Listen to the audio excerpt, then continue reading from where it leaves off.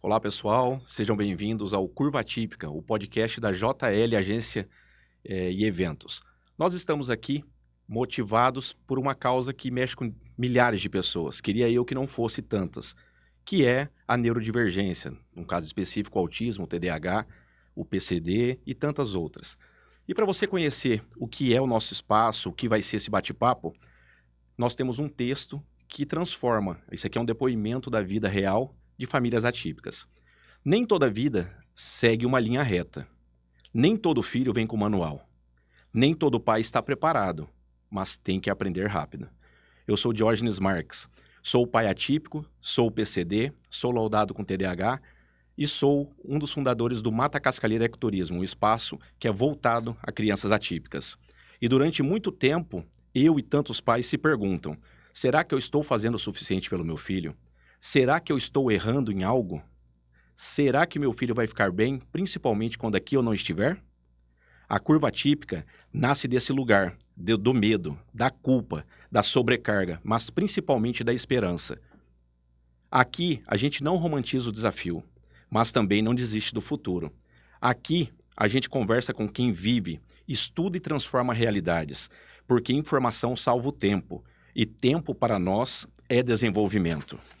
Seja bem-vindo ao Curva Atípica, onde a vida pode não ser reta, mas continua sendo extraordinária. E para nosso primeiro episódio, nós temos o prazer e a honra de receber a Marielza, que é lá da clínica Arco-Íris, que é uma aplicadora ABA, e vai começar um bate-papo explicando. A gente ouve tanto, principalmente, Marielza, para quem não é do meio: meu filho está no ABA, meu filho vai precisar ir para o ABA, o médico, o clínico, o neuro pediu para o ABA. O que é o ABA, Marielza? Bom, boa tarde a todos. Meu nome é Marielza, sou pós-graduado em análise do comportamento. E quando a gente fala o ABA, a palavra ABA, ela é uma sigla que vem do inglês, análise do comportamento aplicado. O ABA, a gente trabalha o desenvolvimento da criança. A criança vai para a terapia ABA para que nós condicionamos esse desenvolvimento que ela vai precisar ao longo da sua vida. Quando a gente fala em ABA, ela é uma ciência. Ela não vem do nada. Ela foi estudada, pautada cientificamente. Então, resultados enormes. Mas esse resultado, George, ele é a longo prazo. Ele não é algo que é imediatista. Então, falar em ABA é falar nas terapias que a gente está tendo hoje, que estão muito presentes. Então, o terapeuta ocupacional, nutricionista, psicomotricista, fonoaudiólogos, todos nós trabalhamos pautado na ciência. Entendi.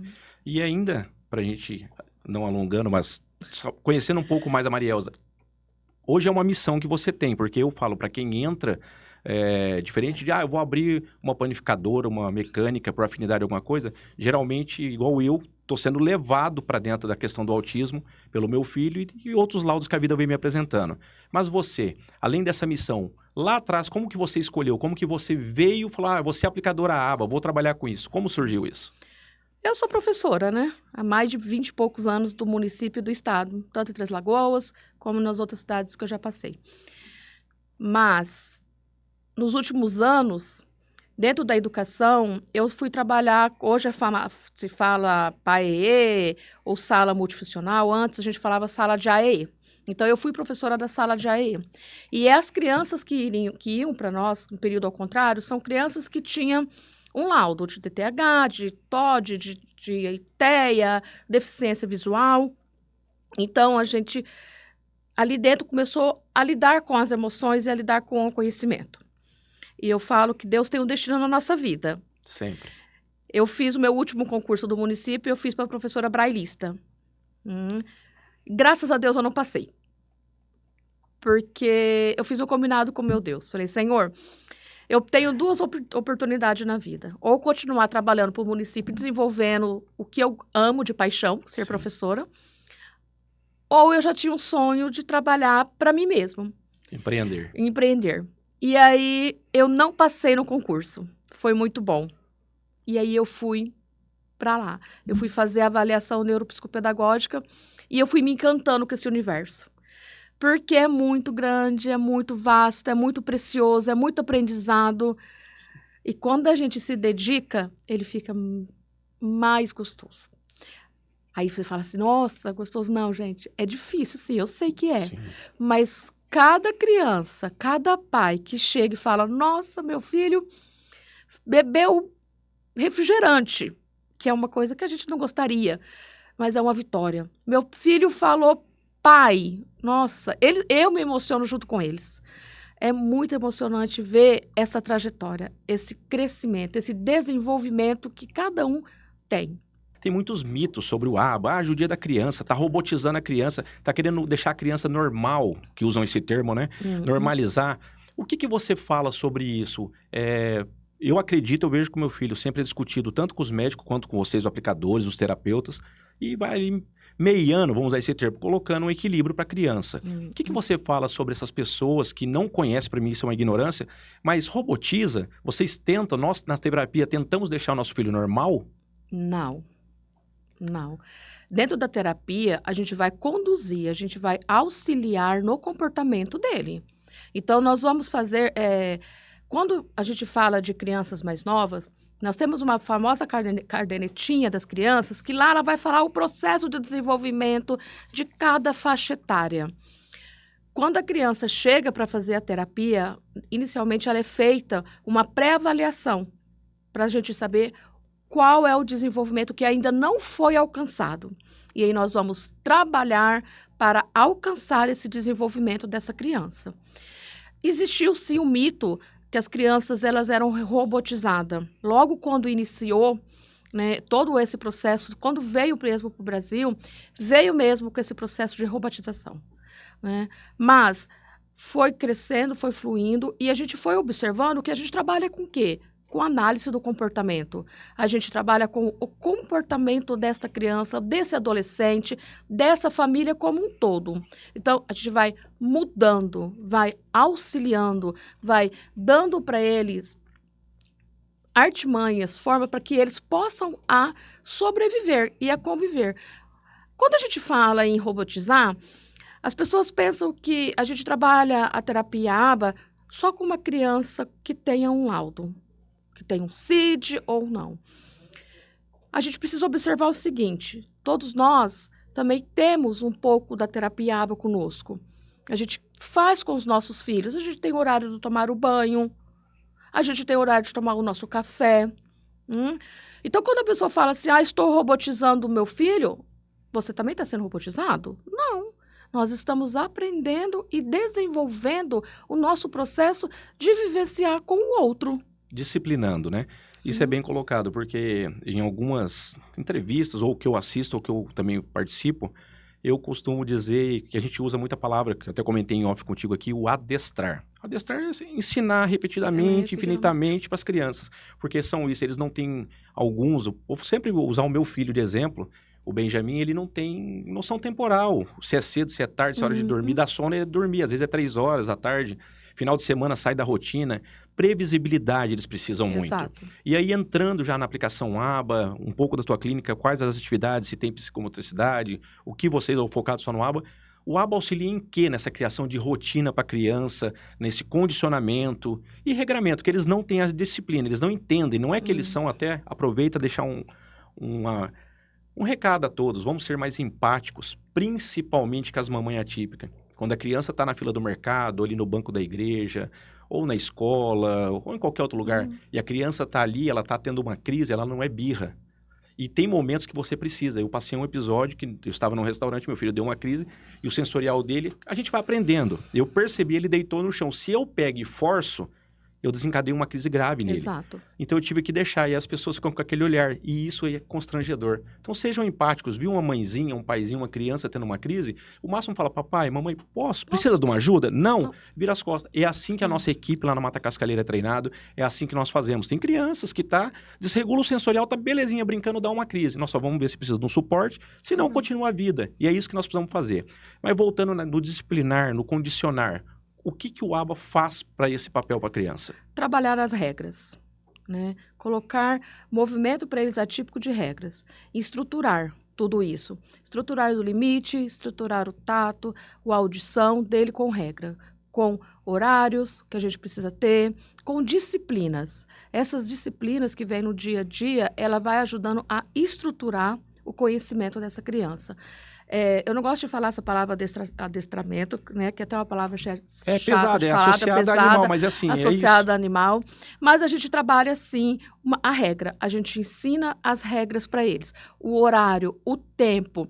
Eu não sei o Benjamin, mas nós temos criança que não consegue ficar sentada mais de 2 segundos, 2 minutinhos, 2 tempinhos. Então, eu vou trabalhar com ele a regra, eu vou ensinar com ele a regra, mas eu vou trabalhar também com a família. Eu vou trazer essa família, porque não adianta eu trabalhar essa terapia com ele em casa. Porque a replicação acontece em casa, né? Eu preciso que a família também replique em casa. Eu preciso que a escola replique na escola. Então, a gente precisa trabalhar o triângulo, né? A nossa base, família, clínica, escola.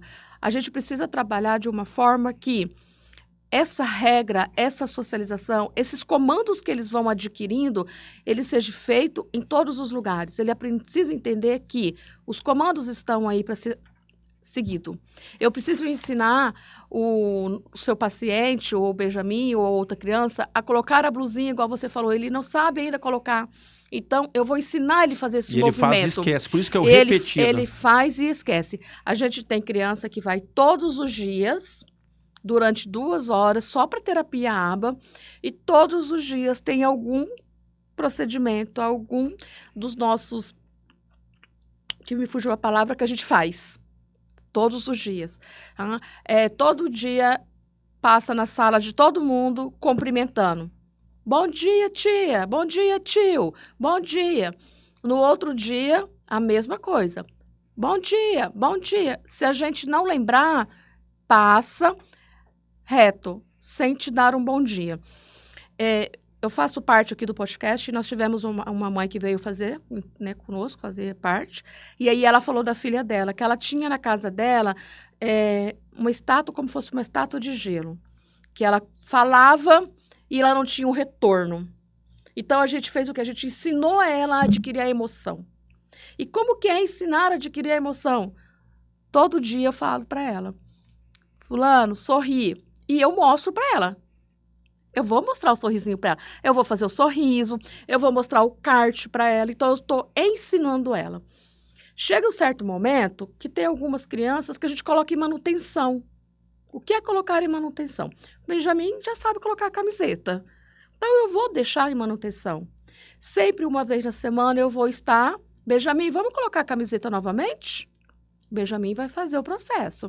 Trabalhando essa memória. Trabalhando essa memória com ele. Então, dentro da terapia ABA, é isso que a gente faz. É condicionar para que ele aprenda a conviver no geral. E fazer tudo que é possível ser feito. No tato, no falar, no olhar, no sentir, no ouvir. Todos os dias, quase a mesma coisa. E como funciona? Você falou do card, para quem está nos acompanhando, card são cartinhas. O escovar dente, o tomar um café, ir para a escola, dormir, tem tudo. Como que o visual, principalmente do autista, é muito forte na previsibilidade. Muito. Meu filho tem a rotina de terapia, igual assim, uma coisa que é forte, pessoal, mas eu falo para vocês, enquanto a maioria, agora no contraturno, tá levando o filho para um judô, levando para um esporte ou para um inglês, para alguma coisa, nós estamos levando nossos filhos para as terapias para aprender a fazer o básico. Meu filho faz terapia para aprender a brincar. Exato. O meu filho faz terapia para poder ter emoção e cumprimentar as pessoas. Ele faz para tentar comer. Para você conhecer um pouquinho do Benjamin, meu filho é suporte nível 2. Para quem nos assiste, existe suporte 1, 2 e 3, que é o que o suporte? Quanto mais ajuda, ele depende do dia a dia, não é isso, Marielza? Então, o meu é suporte nível 2, ele é seletivo, ele come só, desde pequeno, uma única comida, tem a nutrição, arroz ali, o feijão, a batata, a carne, o frango, só que tem que ter a mesma textura. Nem aguado, nem pastoso, líquido e nem caroçado. É só aquela textura, a coloração tem que ser da mesma coloração. Se mudar mais para o marrom, alguma coisa, ele não come. Ele só toma leite NAN, ele nunca experimentou. E isso eu falo, eu tenho um outro filho, o Emanuel, tem 1 ano e 2 meses. Não deveria dar Coca-Cola, pirulito. Hoje eu dou porque eu tenho essa carência. O meu sonho é ver o Benjamin fazer isso. E aqui eu falo pra vocês, vai chegar a nossa hora, papai e mamãe atípica. Calma que chega. Vai chegar, é duro, porque a gente chora, tem todo um processo. E aí eu entro numa outra pergunta. A pessoa passou, recebeu o laudo, aquela pancada toda. Como buscar ajuda, no caso do ABA, como buscar uma boa terapia, como acompanhar? Será que o ABA está fazendo resultado para o meu filho? Como? Que dica que você dá para os papais novos atípicos como eu? Olha, eu queria antes um pouquinho de falar sobre como procurar o ABA, Sim. é falar sobre a empatia pelo outro. Sim, até eu falei ainda há pouco. Por quê que eu gostaria de falar um pouco sobre essa parte da empatia pelo outro? Quando nós temos um filho, eu falo como mãe. Quando a mãe engravida, né, o pai engravida junto. Sim. E a gente tem os nossos sonhos. Nós queremos que os nossos filhos sejam bailarina, jogador de futebol. A gente quer levar o nosso filho para fazer o que a gente gosta. A gente quer essa companhia dele junto conosco. A senhora está sendo delicada, só vou ajudar. E eu, como pai, posso falar, a gente sonha em ter o filho perfeito. Tá? E eu falo de coração aberto, pessoal. Mas quem prepara tudo é Deus. Independente da tua fé, alguém prepara isso. Exato. E o perfeito, eles são perfeitos. É que nós somos mesquinhos, nós somos pequenos, nós queremos só a tranquilidade e a comodidade. Exato. Então veio o meu desafio, que é o Benjamin, eu vou dar a vida pelo meu filho. Isso. Só te cortei, me perdoa, porque é isso. Que não, mas você talvez tá não certo. É mãe, quem não é mãe atípica, pai atípico, tem... Mas é isso. A gente tem todo aquele cuidado para falar, aqui né? É aberto. Porque nós vamos falar, e você tá me ajudando muito, a falar com aquele paizinho, mãezinha, aquele que tá vendo alguma coisa, porque depois nós vamos bater um papo também sobre comorbidades. Isso. O meu filho é autista, mas já tá dando sinais de TDAH. Tem outros que é agressivo, tem outros que é depressivo. Então, tudo isso aí. Então, você que tá ouvindo, vamos prestar atenção aqui na profissional, que você pode estar deixando atrasar o desenvolvimento do seu filho. Mas continuando, me perdoa. E aí, falando tudo isso, chega naquela sequência que meu filho está com 1 ano, eu ainda não comecei a trocar nem um passinho. Meu filho está com 6 meses e ele não tem o contato visual na hora que eu estou dando de mamar. Meu filho está com 7 meses e eu chego e falo, Benjamin! E o Benjamin continua parado no mundo da lua, ou Inardi, como a nossa amiga comentou. Isso. Abre os seus olhos, escute, não é normal. Uma criança com essa faixa etária, ela já tem o contato visual com a mamãe quando a mamãe está dando de mamar. Ela já quer brincar com os nossos cabelos, ela já quer passar a mão no nosso rosto. Ela já ouve a gente quando a gente chama pelo nome. Então, eu estou com 1 ano e meio, eu estou chamando, Benjamin, e o Benjamin não está me ouvindo. Não caia naquela grande falácias que os nossos avós falavam. Cada um tem o seu tempo. Não é assim. Se cada um tivesse o seu tempo, para que nós teríamos lá na nossa cadernetinha de vacinação o marco teórico de desenvolvimento de cada criança? Se fosse cada um no seu tempo, aquilo ali cairia por terra, mas não cai por terra. Cada um tem o seu tempo de desenvolver? Tem. Toda criança até 1 ano tem que fazer certas coisas, toda criança até 1 ano e meio tem que fazer aquilo. Sim. Então, toda criança tem seu tempo, mas o tempo correto, o tempo certo. Então, o que mais procura, o que mais vai até nós com laudo comprovado de autismo? Um dos maiores fatos é a fala. O pai, ele só vai perceber que a criança está no transtorno, que está no espectro, por causa da fala. A escola chama. E quando a escola chama, quando nós chamamos, quando eu chamava porque fulano está com tantos anos, está com 3 anos, 3 anos e meio, e ainda não fala nada. Está com 3 anos e meio e não socializa. Está brincando lá quietinho. Mãe, quando eu chamo seu filho, ele não me ouve. Aí vem a famosa fala, mas em casa ele conversa de tudo. Ele é super tagarela. É a proteção. É a proteção. É o não querer aceitar o que a gente está vendo. É o não querer. Essa proteção, ela é muito boa. Não vou falar que essa proteção é ruim. Mas fique esperto com a sua proteção. Proteger demais não deixar ele cair, não deixar ele tentar levantar sozinho, não mostrar para ele o que é o certo e o que é errado, não deixar ele trocar o brinquedo com o coleguinha, desculpa, chupar o pirulito do outro coleguinha, essa proteção, às vezes, ela vai cair por terra. Você está com uma criança neurodivergente dentro de casa, mas você não está observando isso. E eu vou além. Quando alguém falar para você, seu filho, desculpa, mas a gente está falando abertamente. Claro, não é para desculpe, isso. Seu filho não é normal, porque o meu filho era assim e o seu não é. Olhe com outro olhar, observe. Porque alguma coisa está errado nesse contexto. E disso o pessoal começa, eu vivo isso, o pessoal fala assim, escuto também, leio. Ah, virou moda laudar TDAH, virou moda laudar o autismo, virou moda qualquer coisa. Falei, pessoal, ainda na empatia, você acha que eu queria ser PCD? Você acha que eu queria ser cego de uma vista? Nós temos dois olhos. Um meu não funciona, 0%. É 50%. E se eu perder a outra? E o meu futuro? E o meu medo de poder cuidar? Meu filho precisa de mim, minha esposa, eu preciso deles. Então, você acha que eu escolheria isso? Você acha que eu escolhi passar uma adolescência e a maior idade agora tudo, sem conhecer, sem estar medicado com TDAH, trêmulo por dentro, ansiedade, alguns entram em depressão? Você acha que eu escolheria? E eu não sou hipócrita, eu falo uma palavra, outra pesada, que a gente não está aqui para... Eu odeio o autismo. Porque o autismo judia da mãe, judia da criança. Meu filho tem crise, a hora que passa a crise, você vê ele derrotado, ele está desgastado. Cansado. Ele está sentindo, ele está lutando contra ele. É o cérebro dele em conflito, pessoal. Então, assim, só que eu vou lutar o resto da minha vida por ele. Que o meu papel enquanto pai, o sonho de quem está aí nos vendo agora, é ver nossos filhos funcionais. Porque lá no começo do programa eu falei, do podcast eu falei, quando eu não estiver, ele vai ser funcional? Exato. E aí, entre outros, nós vamos ter vários, é só o primeiro. Eu quero falar sobre os filhos típicos. Por exemplo, eu tenho 2. E o atípico, que o autista, ele demanda muita energia. A gente acaba deixando aquele outro ali de lado. Tem que tomar muito cuidado. Muito. Eu tenho isso dentro de casa.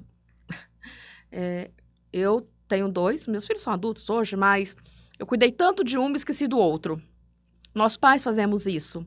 A gente se preocupa tanto com um e o outro fica. E aí eu venho numa palavra muito triste também. Nós deixamos o nosso filho típicos de lado e vamos cuidar do nosso filho atípico. Isso. E a gente tem muito isso na clínica. De família que deixa de levar o filho típico para ir para o futebol, para ir para a natação, para fazer qualquer outra atividade. Isso é inconsciente, tá, Marielza? Por quê? Porque eu saio daqui, eu tô gravando, a gente busca meu filho, leva na terapia, busca outro. Exato. Então não é maldade, só não colocando. É maldade, mas não, isso acontece. E hoje há estudos, nós vamos trazer aqui, que crianças típicas, vou tratar aí os normais que a gente falou, chegam com 15, 16 anos, estão só nas telas, tudo, e alto níveis de depressão. Muito, altíssimo. Então a gente vai também abordar isso. E nessa linha eu pergunto para você, na sua experiência, qual é o maior erro das famílias? Qual o erro que eles cometem ao buscar intervenções e achar que o excesso vai melhorar ou que o pouco? O que você mais encontra desse místico, nessa parte do leigo, do pai, que no afã de resolver, não tem cura o autismo. Eu ainda não quero aceitar isso, mas dói. Só que a gente tem que dar funcionalidade. Qual o maior erro dos pais que vão buscar as terapias, que chegam em você e você, papai, não é assim, mamãe, vamos devagar? Isso. Os pais, eles vão com muito sede no pote. Então, eles querem uma mudança rápida. Tudo muito rápido, tudo para ontem. 40 sessões de aba, 8 sessões de TO, é fono, é psicomotricista. Tudo que o meu filho tem direito, eu quero que o meu filho faça. Lá a gente tem o seguinte pensamento. Lá nós trabalhamos com uma equipe multi. Então, eu tenho psicomotricista, eu tenho terapeuta ocupacional, eu tô com uma fono que não tá lá comigo hoje, mas também é uma parceira, e eu tenho uma psicopedagoga e tem as meninas que trabalham com nós, que são as ATs.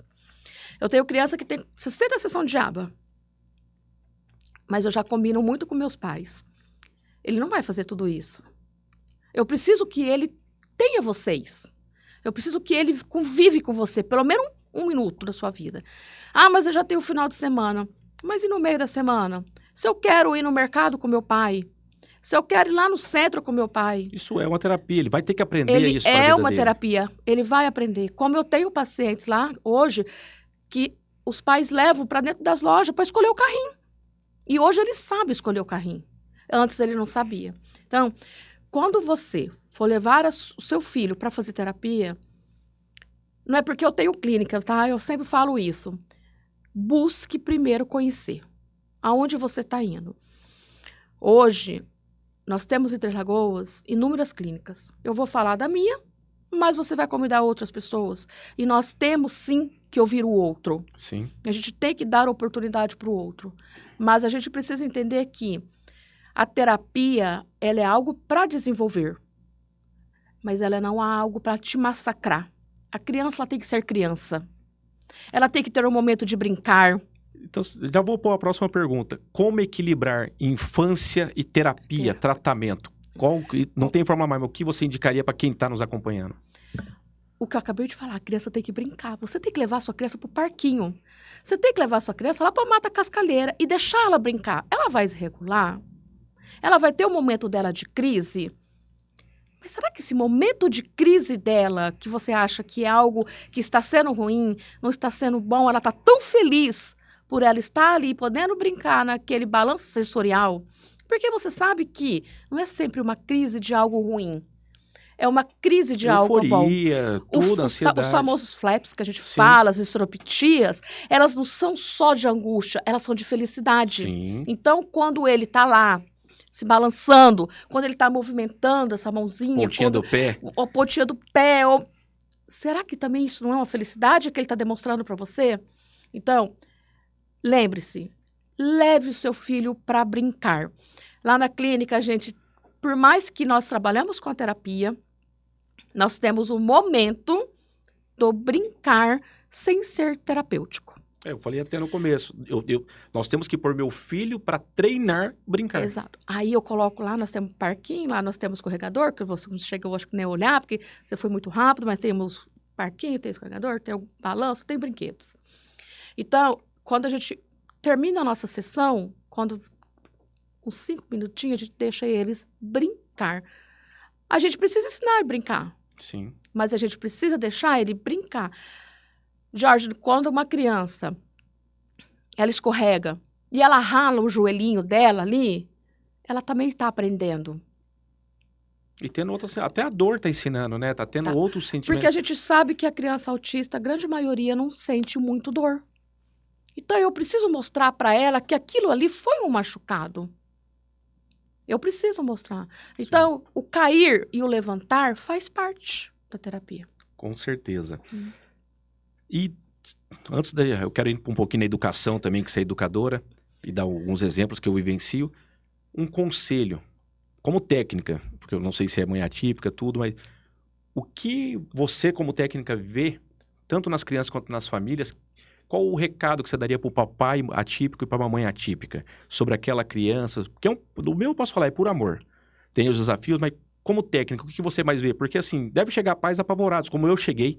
Como eu chego, tem horas que, assim, ligam da escola e aí a gente fala, eu tenho um pequenininho de 1 ano, às vezes só vai a cabeça no Benjamin. Só que eles são super espertos, são muito inteligentes. O que você fala? O que a escola te deu e o ABA está te dando de experiência nessa vivência? A gente tem muita oportunidade, né? A oportunidade de crescer cada dia mais e de aprender cada dia mais. Então, a gente aprendeu a ter, eu no caso aprendi a ter muita expertise de muitas outras coisas. Quando a gente fala em evolução, em desempenho funcional, quando a gente fala em paz, a gente recebe pais triste, angustiado, com muito ódio no coração, com muita raiva. O momento do luto, né? Aquele momento do luto é um momento triste, mas a gente aprendeu a lidar com isso. Hoje eu faço psicologia, basicamente para aprender a como lidar com o outro, a mostrar para o outro que tudo vai dar certo. Tenha calma. Quando eu trabalhava no município, que eu trabalhava, né, com crianças atípicas e deficiente visual e cega total, eu sempre falava para os pais, calma, tenha calma, dê um passo de cada vez. Aprenda a entender dentro de você que o luto é para ser vivido, mas que você vai aprender muito com isso. Aprenda a entender que você está ali não é porque é bonitinho, né? Você está ali porque Deus te escolheu. E Ele te escolheu para ser forte, não é para ser fraco. E Ele te escolheu para te dar ensinamento, para nos proporcionar sermos pessoas melhores. Então, não é só trabalhar com a criança atípica, é ver o mundo por um todo, é ser empático com o todo. Respeitar o outro, acima de tudo, essa é a base. Eu precisava ouvir isso também. E é isso, pessoal, porque assim, que bom, nós estamos lidando com um profissional. E você que nos acompanha, dos desafios quando a gente sentou aqui com a equipe do Grupo Difusora, com a Fran, com a Maria, tudo foi isso. É deixar um pouquinho de um pai que está passando nesse momento, por isso, não tem um ano que meu filho laudou, os desafios que a gente encontra para tratamento. Nós vamos abordar vários temas e o Mata Cascalheira acabou me trazendo algumas coisas, Marielza, que mães vão lá, ou na minha esposa ou em mim, os pais falam assim, posso te dar um abraço? Abraço. Aí a hora que abraça, estão chorando, e eu já sou chorão, aí já choro junto. Tal. Olha, meu filho tem 4 anos, faz 4 anos que eu não consigo ir num lugar com tranquilidade. Olha, obrigado isso aqui. Assim como chegam pessoas e falam, eu vim aqui porque eu ia me jogar embaixo de uma carreta. E me falaram disso aqui. O meu marido abandonou, eu tenho 2 filhos autistas. Então, assim, tudo tá me trazendo. O Mata Cascalheira foi criado para curar o meu coração, para eu... Nós poderíamos, eu e minha esposa, ter montado só um rancho e ficar nós ali final de semana. Nós abrimos ao público, damos vivência para as crianças, para a família em geral, porque a família que não tem um rancho ou não tem uma piscina em casa, um clube, final de semana fica trancado em casa, que é o maior desafio para as famílias atípicas. Regula inteiro, acabou a rotina. Meu filho acorda 15 para 5 todo dia. Então, sábado, domingo, posso dormir a hora que for, 15 para 5, eu tô acordado com meu filho. A rotina dele é ali, ela é frequente. Exato, ela ele não entende, vai ele não mudar... tem o temporal se Exato. é segunda, se é sábado. Ele não vai mudar essa rotina porque é sábado ou domingo. Ela vai continuar.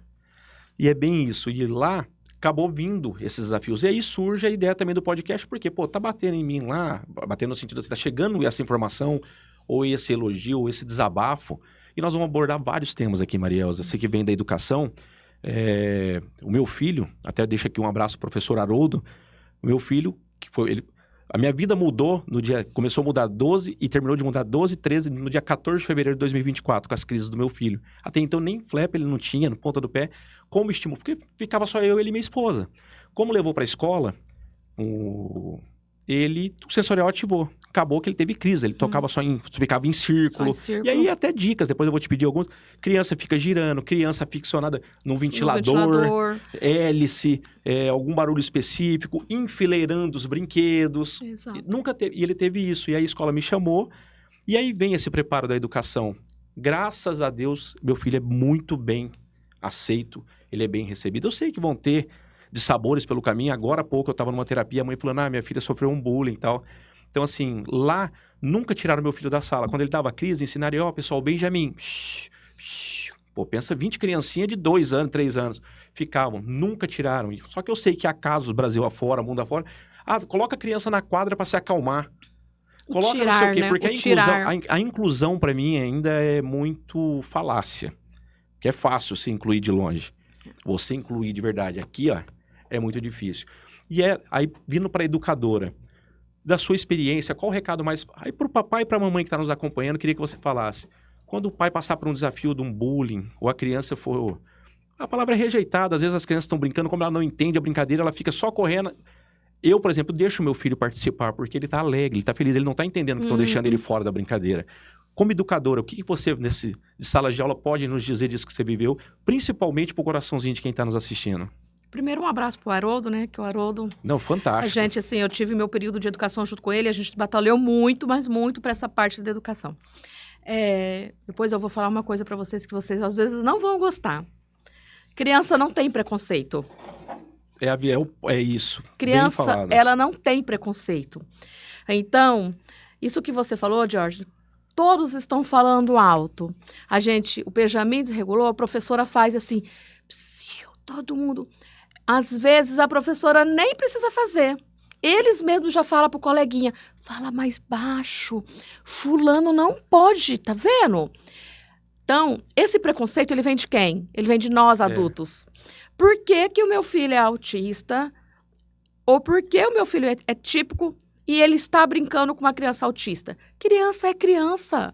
Ela vai brincar do mesmo jeito. Ela vai correr, ela vai pular, ela vai saltitar, ela vai ficar muito feliz quando o outro estiver brincando com ele. O que que a gente pode orientar os nossos filhos?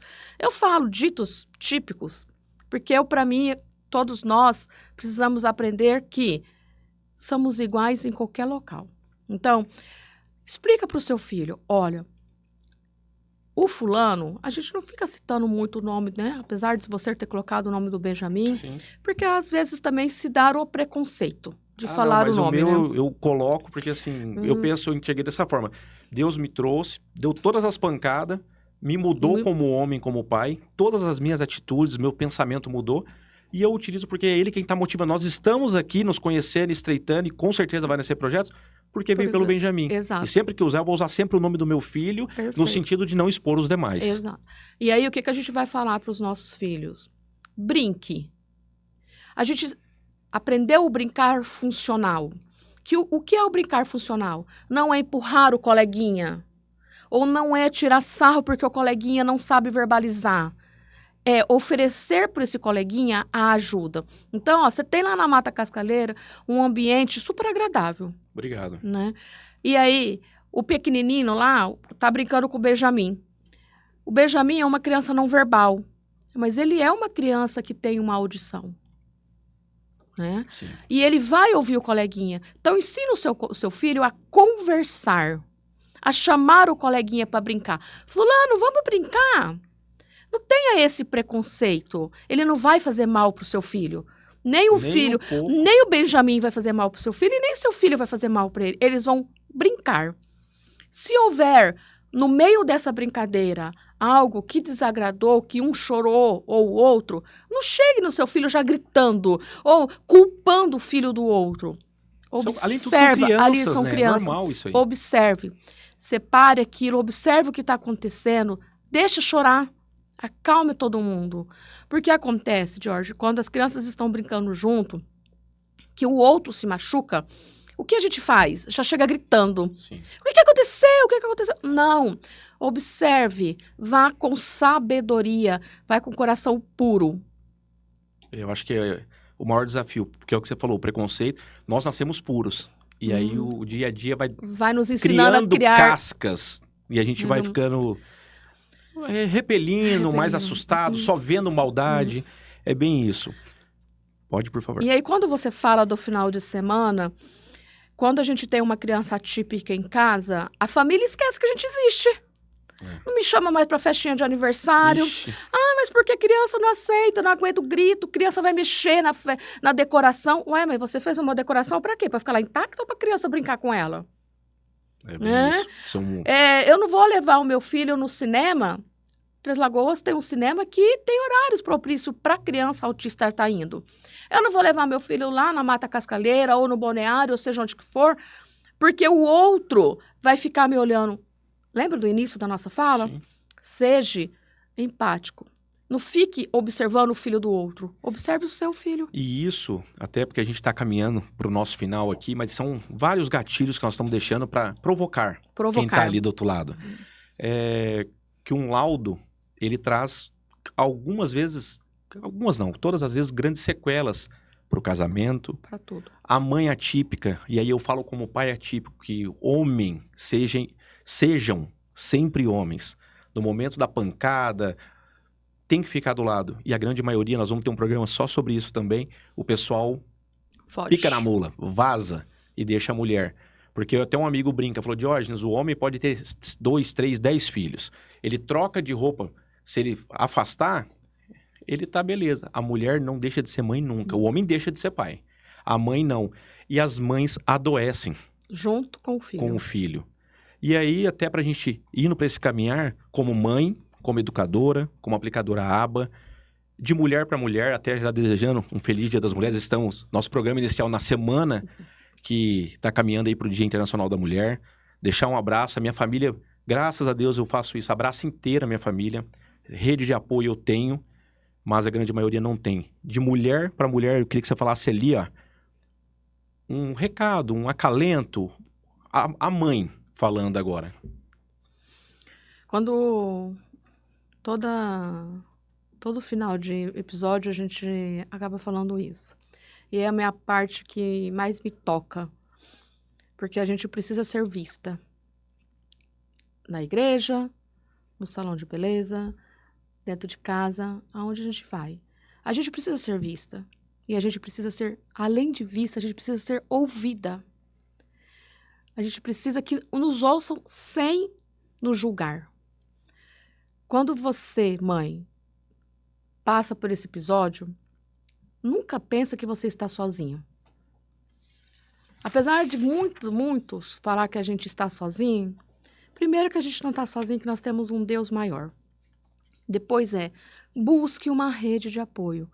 Eu não tenho nenhuma rede de apoio, não conheço ninguém. Busque a sua igreja, busque a sua escola, busque o seu vizinho. A gente precisa.